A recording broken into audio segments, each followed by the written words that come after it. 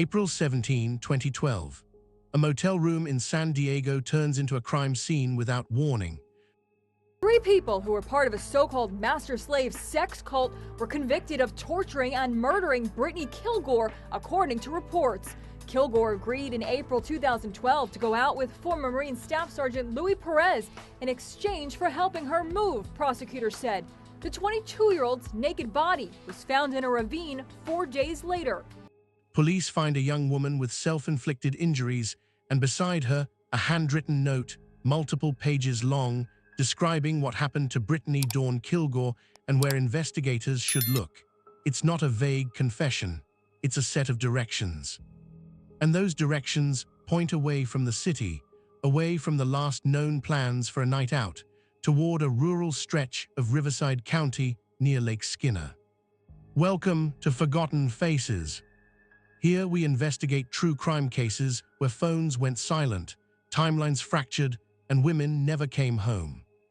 Subscribe please, and before we continue, comment below, where are you watching from? 4 days earlier, Brittany had been alive, leaving her apartment in Fallbrook around 5 p.m., getting into a white Ford Explorer for what was supposed to be a simple outing. That same evening, a single word left her phone and landed like a flare in someone else's messages: help. After that, the timeline goes quiet, and in missing person cases, silence is rarely neutral. Silence is pressure. Brittany Dawn Killgore was 22 and living in a Fallbrook apartment. She was married to Marine Lance Corporal Corey Wayne Killgore, but they were separated. Days before she disappeared, she filed for divorce, and she was in the middle of preparing for a major change, an out-of-state move back toward her hometown. In the early days of April, that move was visible in her life in a plain, practical way: boxes, packing, and the kind of help people recruit when they want to get out quickly. Luis Ray Perez, an acquaintance, was part of that orbit. According to official reporting in the case file, Perez even recruited Marines to help Brittany pack. By April 13, the packing was no longer the main focus. That Friday, at approximately 1700 hours, Perez picked Brittany up from her Fallbrook apartment for an outing in San Diego. The plan, as documented, was ordinary enough to sound safe: the Gaslamp Quarter and a hornblower cruise. No confirmed surveillance footage has been publicly cited. No verified witness timeline places her in a specific bar, sidewalk, or ticket line later that night. What remains solid is the pickup itself: Fallbrook to San Diego, Brittany entering Perez's vehicle, and the fact that this is the last confirmed point at which she was seen alive. Then comes the message. Sometime that evening, a friend received a text from Brittany's phone: help. That is all that is reliably confirmed. One word from her phone, received by a friend.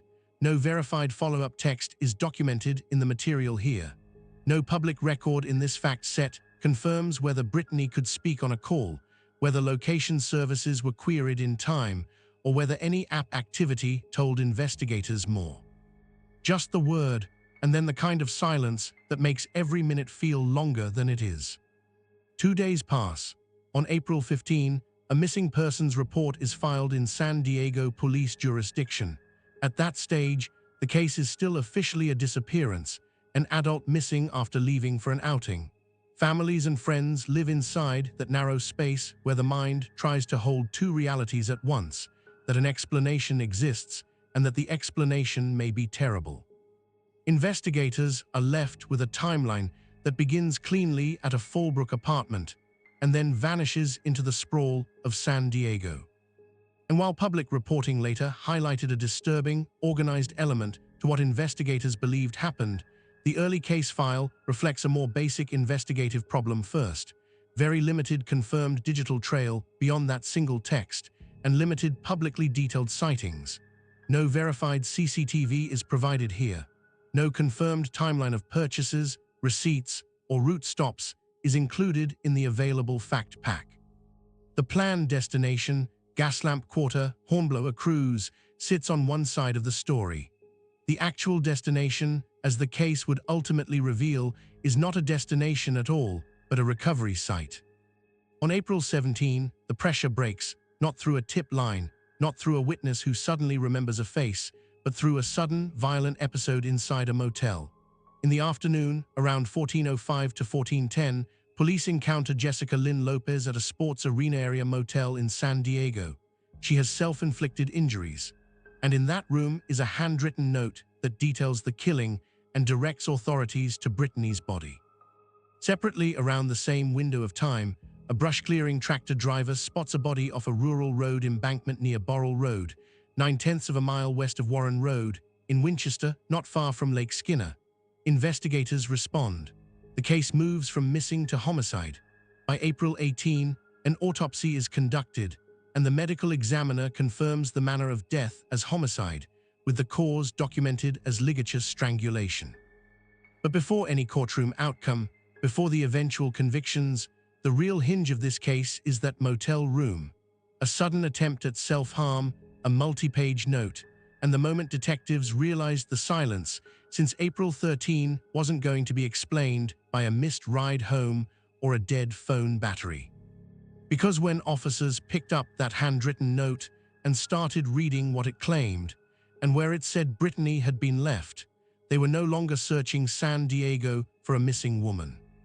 They were racing a set of directions into the open country, hoping the paper was wrong. In early April 2012, the first sign that Brittany Killgore's life was in motion wasn't a dramatic argument or a public scene. It was practical packing. According to the official record, Luis Ray Perez wasn't a stranger passing through her world. He was present enough that he recruited Marines to help Brittany pack belongings at her Fallbrook apartment as she prepared for an out-of-state move.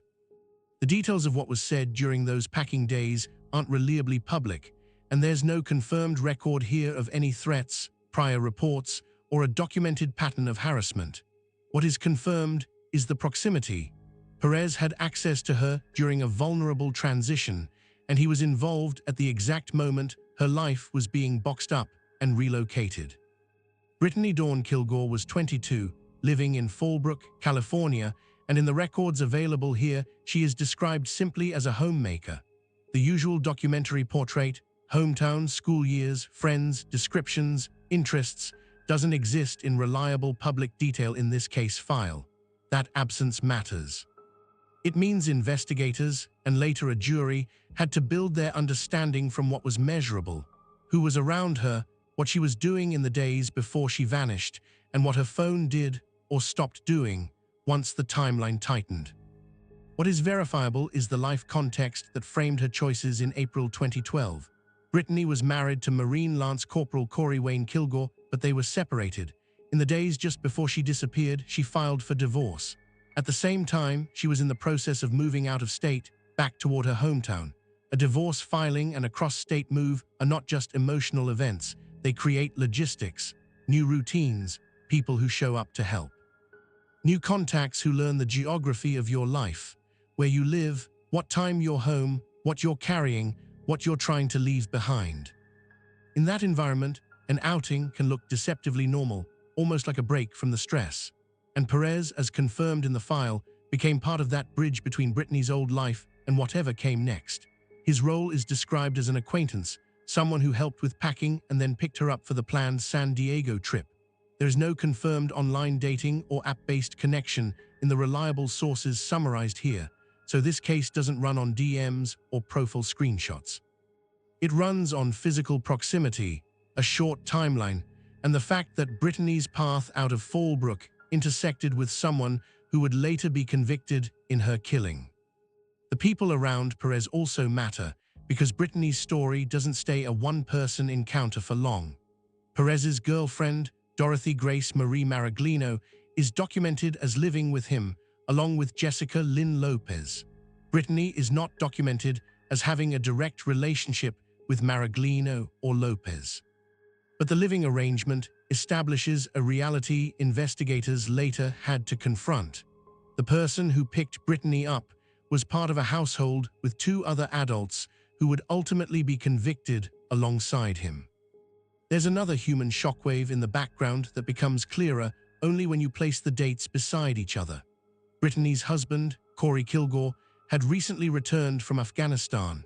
The material here does not provide a detailed timeline of his return or his day-to-day contact with Brittany during the separation, and it doesn't document what he knew about her plans that Friday. but it does anchor the emotional terrain. A young marriage under strain, a deployment in the rear view, and a divorce filing just days before Brittany vanished. By the time Brittany's disappearance was reported, the public narrative would naturally gravitate to the most visible question: where did she go after leaving for San Diego? But the case's deeper pressure point is simpler and colder. How quickly a transitional life can become untraceable when only a few facts are locked down and everything else is missing or disputed. In the provided record, there is no reliable public inventory of her communications leading up to April 13 beyond the single "help" text later that evening. There's no confirmed map of her movements through the city that night, no publicly documented CCTV sequence, no verified list of stops, receipts, or witnesses that can carry the timeline minute by minute. That kind of evidence gap is not just an absence of information, it's an investigative constraint. It forces a case to hinge on the moments that are pinned down and the physical realities that can be searched, seized, and tested. And it changes how investigators interpret a single word sent from a phone. A text like "help" is not a narrative, it's a signal. It doesn't explain who is there, or where the sender is standing, or whether the sender is even the person holding the device. It only tells you that, at some point that evening, something was wrong enough for someone to send it. Brittany's family becomes visible in the record in a different way after the disappearance has already crossed the line into confirmed homicide. Her parents, Daryl and Michelle Rest, are documented as being notified after identification. That's a detail that arrives late, but it belongs here because it underscores how abruptly the case shifted from uncertainty to finality. There was no long missing person limbo in the public arc of this investigation. Days, not weeks, separated, she's gone from this, is what happened. And still at the center of the timeline is the same narrow corridor, a woman preparing to leave her current life, an acquaintance helping her pack, and then a planned night out that begins with a pickup from a Fallbrook apartment. From there, the record gives us one confirmed digital flare, "help," and then a hard stop. Because the next time the investigation would find something that spoke in complete sentences, it wouldn't be a phone. It would be handwritten pages in a motel room, pages that claimed to explain what happened after Brittany got into that white Ford Explorer and exactly where the silence ended. By April 15, the case had crossed from worry into paperwork. A missing persons report was filed in San Diego police jurisdiction. That filing is a line in the record, but it represents a threshold, because once an adult disappearance is formally documented, every later decision gets weighed against a clock that never stops. What investigators had, publicly and reliably, was thin. Brittany had left for an outing, and then her trail narrowed to a single confirmed message sent from her phone that evening: "help." That text mattered because it wasn't ambiguous language or a long explanation that could be misread. It was a blunt signal of distress, but it was also incomplete by its nature. It didn't identify where she was, who was with her, or whether she had control of her phone when it was sent. In the material available here, there is no confirmed public record of additional texts that night, no confirmed call logs, no verified location pings, and no confirmed video footage that places her after she left Fallbrook. The silence that followed wasn't just emotional, it was evidentiary. In disappearances, the early phase often turns on what can be done quickly with what is already known: who last saw the missing person, what vehicle was used, where the stated plan was supposed to go. Here, the intended evening in San Diego was described as a gaslamp quarter and hornblower cruise outing. Yet there is no reliable public confirmation in this fact set that Brittany was actually seen at either location. That gap, planned destination versus publicly verified sightings, creates a specific investigative problem. The city is large, the window is wide, and the number of places a person could vanish is nearly endless without timestamps. What tightened the focus later wasn't a digital breadcrumb trail. It was an event that forced law enforcement into an immediate physical response. On April 17, in the afternoon, around 14:05 to 14:10, police found Jessica Lynn Lopez at a sports arena area motel in San Diego with self-inflicted injuries. In that same motel room, officers discovered a handwritten note describing Brittany Killgore's killing and indicating where her body had been left. In the earliest moments, it was reportedly treated as a suicide note, but the content, as later described in the record, functioned more like a set of directions and an admission than a farewell. Almost simultaneously, the case encountered the kind of discovery that makes the ground shift under an investigation. A brush-clearing tractor driver spotted a body off a rural embankment near Borrell Road, 9/10 of a mile west of Warren Road in Winchester, near Lake Skinner. When a body is found that way, there is no controlled scene setup, no careful preservation from the start. It begins with a person in the course of work seeing something that doesn't belong and deciding to report it. From there, the record gives a clear procedural march forward. Detectives and medical examiner personnel respond. The scene investigation proceeds, and by April 18 at 9:31, an autopsy is performed. The medical examiner's findings, as recorded here, confirm homicide by ligature strangulation. Toxicology, in the limited public details available, notes a peripheral blood ethanol level of 0.06%, with the qualification that ethanol can be produced post-mortem, and there were no drugs or medications reported.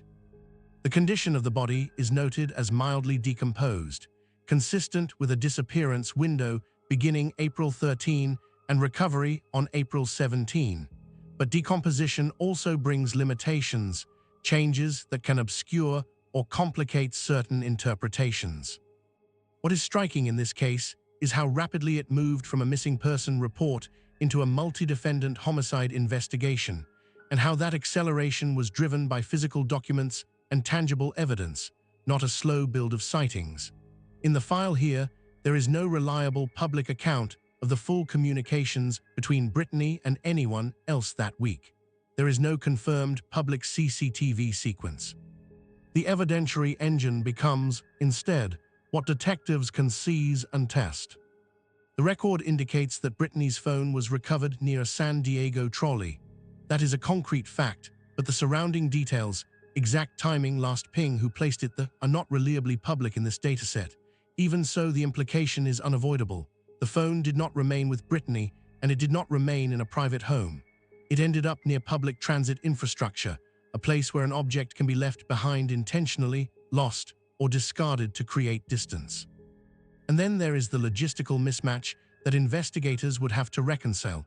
Brittany leaves for an outing in San Diego, yet her body is recovered in rural Riverside County near Lake Skinner.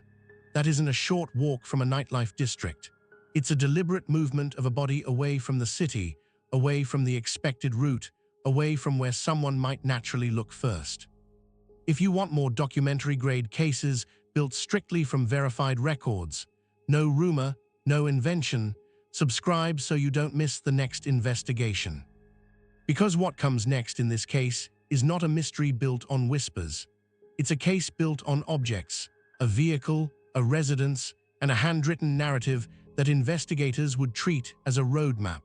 And once detectives began matching that roadmap to what they could physically confirm, they weren't just asking whether the note was true. They were asking how far it reached and who else it pulled in with it.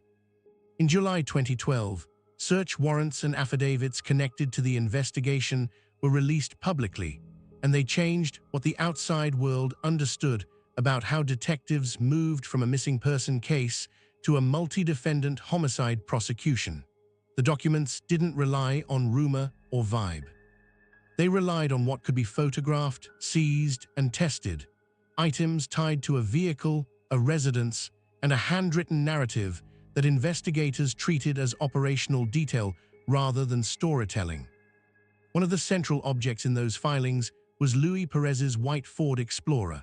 The case materials describe mud on the undercarriage after the disappearance window, and investigators focused on what was inside the vehicle, not as abstract suspicion, but as recoverable evidence. The warrants described plastic bags containing latex gloves and a stun baton, and testing confirmed blood on those items as Brittany Killgore's. That detail matters because it doesn't depend on memory or interpretation. It is a forensic linkage between Brittany and items recovered in connection to Perez's vehicle. The investigation also fixed on a specific residence, 317E Fallbrook Street. In the record summarized here, authorities described the home as containing bondage equipment and what was characterized as a sex dungeon setup. The phrasing became part of public coverage, but for investigators, the significance was narrower and procedural. It was a location they could search, document, and use to argue context for what prosecutors later alleged had happened during a kidnapping. This is also where the case moved beyond one person's actions into a household dynamic, because the residence was tied to Perez, his girlfriend Dorothy Grace Marie Maraglino, and Jessica Lynn Lopez living together. The handwritten note recovered from Lopez's motel room remained an evidentiary anchor, not because it was emotional, but because it was specific. In the documents and reporting summarized here, the note described the use of a taser and strangulation, and it identified the body's location near Lake Skinner, information consistent with where Brittany was recovered. The note also mattered because it explained, in the prosecution's framing, a sequence of actions that could be compared against physical findings, marks consistent with the manner of death, the rural dump site, and the movement away from San Diego. Even with those elements, the case file reveals what was not available in the public record. There was no confirmed public digital thread showing days of messaging, no verified CCTV trail through San Diego nightlife, and no detailed publicly documented timeline of Brittany's movements after she left Fallbrook.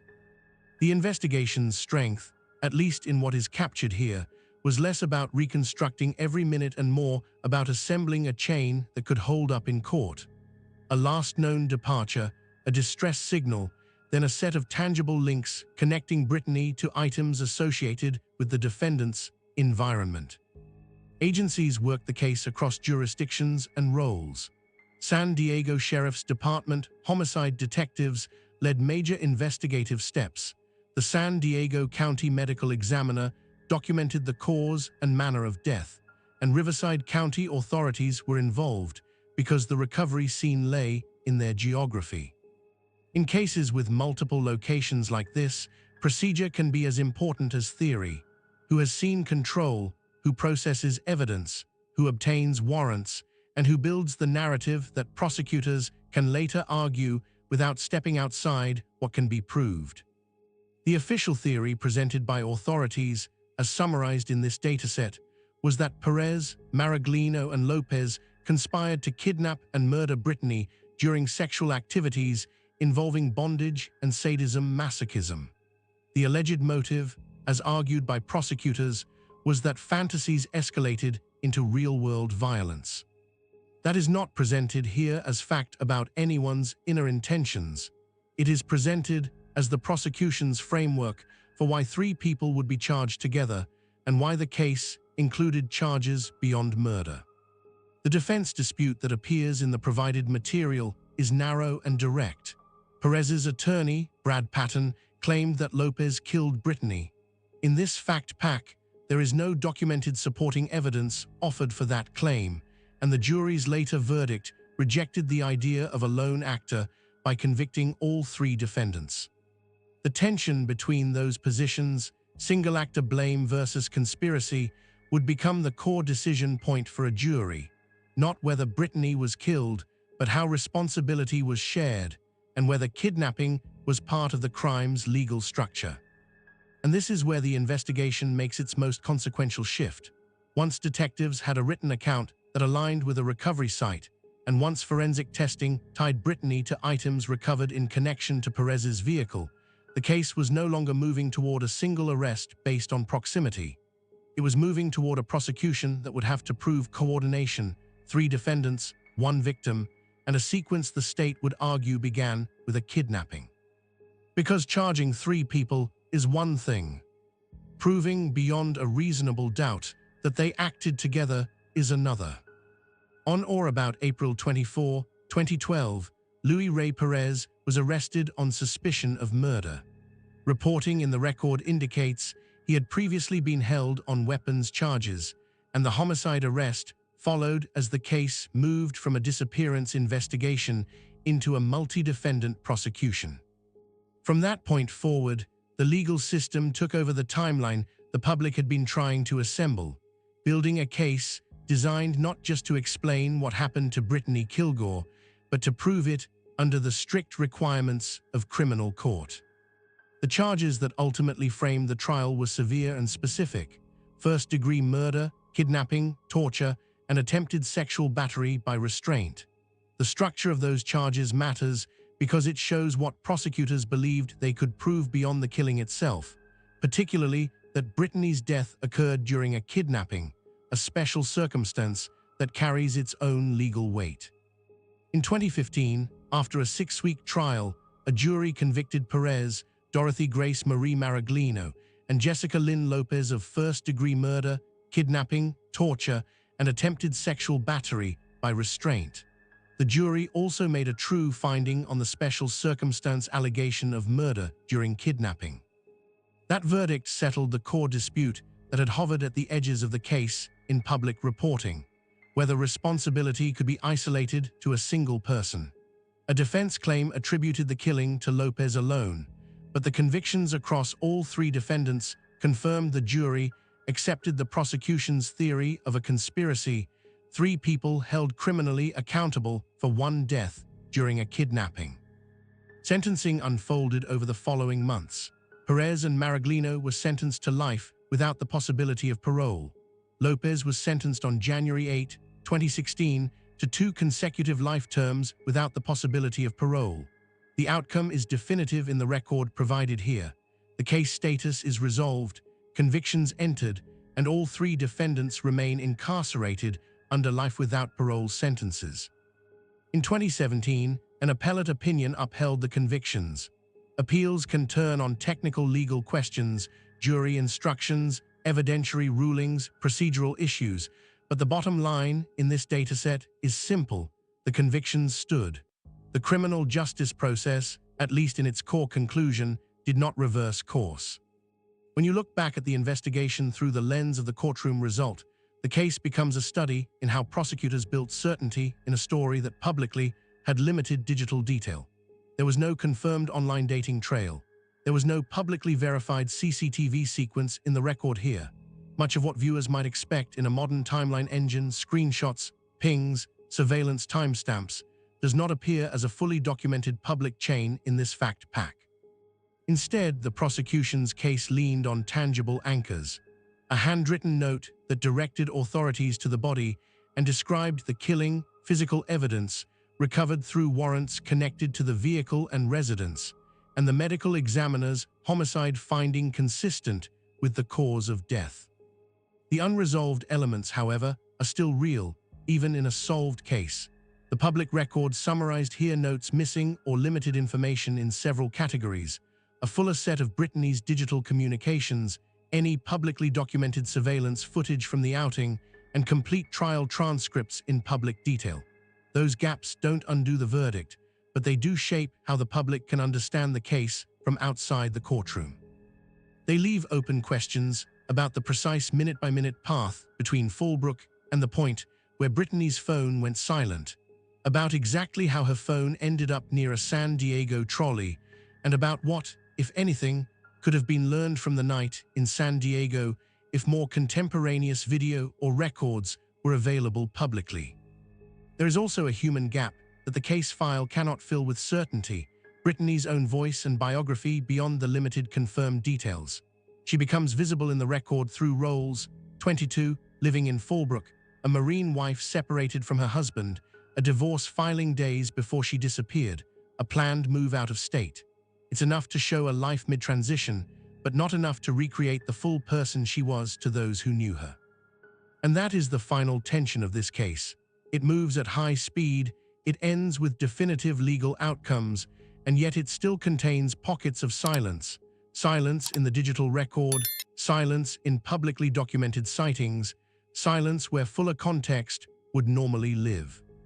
If you take anything from Brittany Killgore's case, let it be this: treat distress signals seriously and treat transitional moments, moves, separations, new routines, as times when safety planning matters.